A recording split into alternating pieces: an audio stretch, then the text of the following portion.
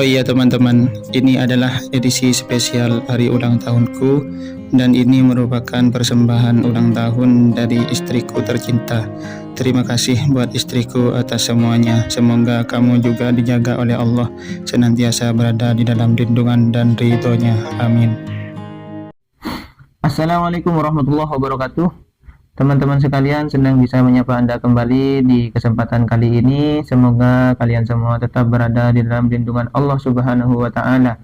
Dan bagi teman-teman yang baru mampir di channel kami dan belum menekan tombol subscribe-nya, silahkan untuk menekan tombol subscribe terlebih dahulu, karena subscribe itu gratis. Dan bagi yang sudah subscribe, tetap dukung channel kami dengan cara di like, komen, dan share sebanyak-banyaknya ke teman-teman kalian, karena insya Allah konten di dalam channel kami ini akan memberikan manfaat kepada kita semua. Nah teman-teman sekalian, pastinya kita sebagai hamba akan tetap berusaha sekuat tenaga untuk menjadi hamba yang terbaik. Dan di dalam menjadi hamba yang terbaik haruslah disertai dengan usaha-usaha yang membuat kita semakin meningkat kualitas ibadahnya, sehingga kita menjadi hamba yang dicintai oleh Allah Subhanahu wa Ta'ala. Pada kesempatan sebelumnya, di video sebelumnya yang sudah kami upload, saya telah menjelaskan hadis bagaimana kita agar supaya menjadi hamba yang dicintai oleh Allah, dan mengenai amal-amal perbuatan yang paling dicintai oleh Allah. Jika kalian belum menontonnya, silahkan cek di channel YouTube kami dengan judul 3 amal perbuatan yang paling dicintai oleh Allah Subhanahu wa Ta'ala. Pada kesempatan kali ini kami juga akan membacakan sebuah hadis yang mana di dalam hadis ini dijelaskan tentang salah satu amal perbuatan yang juga mengandung pahala yang begitu besar, dan tentunya hal ini dicintai oleh Allah Subhanahu wa Ta'ala. Hadisnya ini diriwayatkan oleh sahabat Abi Musa radhiyallahu anhu. Beliau meriwayatkan sebuah hadis dari sabdanya baginda Nabi Muhammad sallallahu alaihi wasallam. Qala Nabi sallallahu alaihi wasallam, a'dhamun nasi ajran fis shalah ab'aduhum fa ab'aduhum mamshan. Salatnya seseorang yang paling besar pahalanya adalah salatnya seseorang yang tempatnya jauh. Bagaimana maksudnya?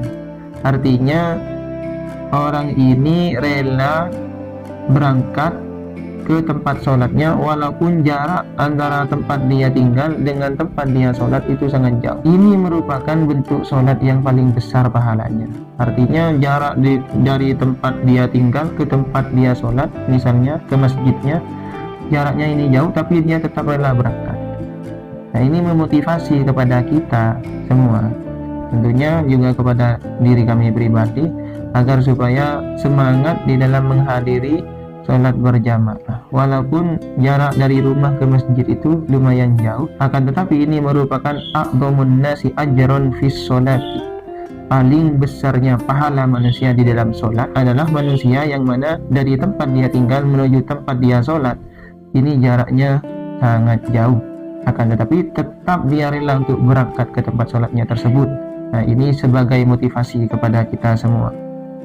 Kemudian walladzi yantadhiru sholata hatta yusalliha ma'al imam a'dhamu ajran minal ladzi yusalli thumma yanam. Dan manusia yang menunggu sholat hingga sholat bersama imam ini lebih besar pahalanya ketimbang orang yang sholat kemudian setelah sholat dia langsung tidur. Nah, potongan hadis yang kedua ini mengajarkan kepada kita bagaimana sholat itu bukan hanya sholatnya saja yang mengandung pahala, akan tetapi sebelum sholat ketika kita menunggu imam datang, menunggunya itu sudah dicatat pahala oleh Allah Subhanahu wa Ta'ala. Ini indahnya bagaimana sholat berjamaah.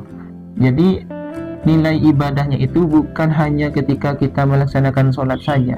Sebelum melaksanakan sholat, ketika menunggu imam, itu oleh Allah sudah dicatat sebagai pahala. Apalagi sesuai dengan potongan hadis yang pertama, kita berangkat dari rumah menuju tempat ibadah, tempat sholat kita yang berjamaah itu sudah dicatat sebagai ibadah.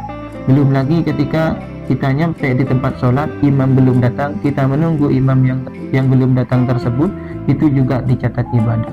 Lalu ketika kita sholat berjamaah bersama imam, itu juga dicatat ibadah oleh Allah Subhanahu wa Ta'ala. Nah, ini merupakan bentuk rangkaian ibadah yang dicintai oleh Allah, yang mana pahalanya itu sangat besar sekali. Barangkali ini juga cukup kepada kita sebagai motivasi agar kita semangat mengumpulkan pundi-pundi pahala sebagai bekal hidup kita nanti di akhirat, agar supaya kita bukan hanya bahagia di dunia, melainkan juga bahagia di akhirat. Cukup sekian dari kami, Kiai Langgaran. Semoga kita bisa mengamalkan potongan hadis yang diriwayatkan oleh Abu Musa ini, dan juga kami berdoa kepada Allah Subhanahu wa Ta'ala, semoga kita semua dan juga anak cucu kita oleh Allah diberikan semangat di dalam menjalankan ibadah, diberikan semangat di dalam mengumpulkan pundi-pundi pahala, agar supaya kita semua dan juga anak cucu kita oleh Allah diberikan kebahagiaan di dunia dan juga di akhirat, fid dunya hasanah wa fil akhirati hasanah. Sekian dari kami. Wassalamualaikum warahmatullahi wabarakatuh.